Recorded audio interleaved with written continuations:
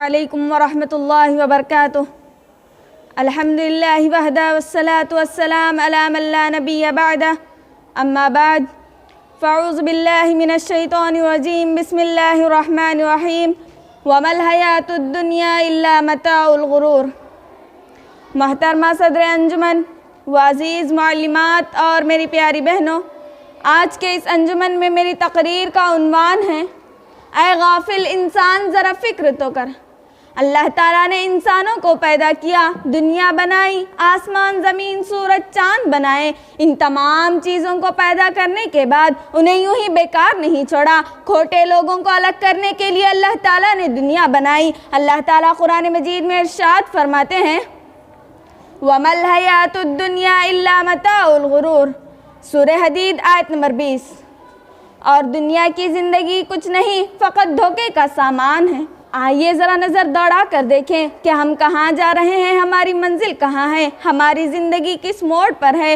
ایک دن ہمیں مرنا ہے، مرنے کے بعد ہمارا کھانا پینا کیسا ہوگا، ہماری قبر کیسی ہوگی، کبھی تو اس کی فکر کریں۔ ایک شاعر نے کیا ہی خوب کہا ہے، یہ اقامت ہمیں پیغام سفر دیتی ہے، یہ اقامت ہمیں پیغام سفر دیتی ہے، زندگی موت کے آنے کی خبر دیتی ہے۔ اللہ تعالیٰ قرآن مجید میں ارشاد فرماتے ہیں وَآثَرَ الحیات الدنیا فإن الجحیم ہی المأویٰ، سورہ نازعات آیت نمبر 38 تا 39۔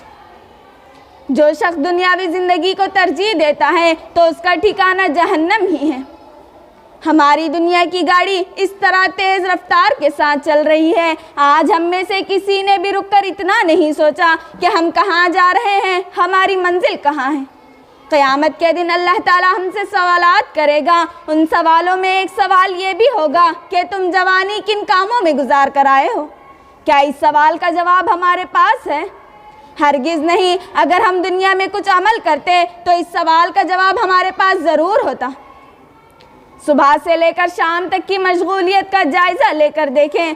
کھانا پینا، غیبت کرنا، حسد کرنا، چوری کرنا، کیا یہی سب کرنے کے لیے ہم پیدا کیے گئے ہیں؟ جانور بھی تو یہی کچھ کرتے ہیں۔ ذرا سر سے لے کر پاؤں تک نظر دوڑا کر دیکھیں، کیا ہمارے اندر اسلام نظر آتا ہے؟ اللہ کی قسم، آج ہم نے اسلام کی دنیا کے ایک ایک معاملے میں اسلام کو دھکے دے دے کر باہر نکالا ہے۔ نماز بھی پڑھ لیا، بےہودہ گالیاں بھی بک لیا، روزہ بھی رکھ لیا، بے حیا عورتوں کا ناچ بھی دیکھ لیا۔ کیا یہی ہمارا خوبصورت اسلام ہے؟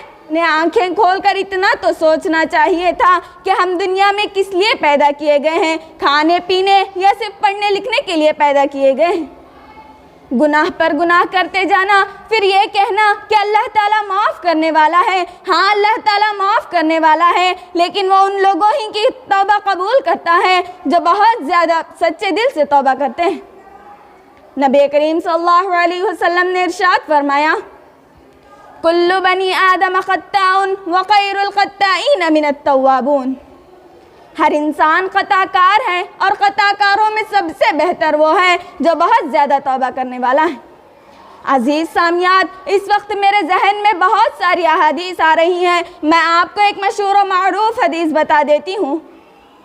نبی کریم صلی اللہ علیہ وسلم کا گزر ایک قبرستان کے پاس سے ہوا۔ اس میں دو مردوں کو عذاب ہو رہا تھا۔ پہلے کا گناہ صرف اتنا تھا کہ وہ دنیا میں دوسروں کی برائیاں کرتا تھا، وہ دنیا میں رہ کر اللہ تعالیٰ کی اطاعت بھی کرتا تھا، اسلام پر عمل بھی کرتا تھا، مگر افسوس اس کے ایک گناہ کی وجہ سے اسے قبر میں عذاب ہو رہا ہے۔ کبھی تو سوچیں کیا اللہ تعالیٰ ہمارا حال کیا کرے گا؟ اللہ تعالیٰ نے دنیا بنائی ہے، ہمارے لیے صرف کرنا اتنا ہے کہ اللہ تعالیٰ کے سامنے جھک جانا اور یہ کہنا کہ اللہ تعالیٰ اب تک جو ہو گیا سو ہو گیا، میں تیرے دربار میں آ گیا، تو میرا مالک ہے، میں تیرا غلام ہوں۔ اپنے دلوں سے دنیا کی خواہشات کو پھیر لیجئے۔ نہ جانے ہم کس گمراہی میں پڑ گئے کہ ہم سے اتنی برائیاں جنم لے رہی ہیں۔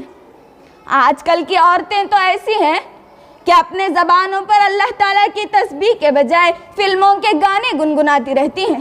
اللہ تعالیٰ ہم تمام کو اس طرح کی خرافات سے محفوظ رکھیں۔ آخر میں اللہ تعالیٰ سے دعا ہے کہ اللہ تعالیٰ ہم تمام کو آخرت کی فکر کرنے والا بنائے۔ آمین۔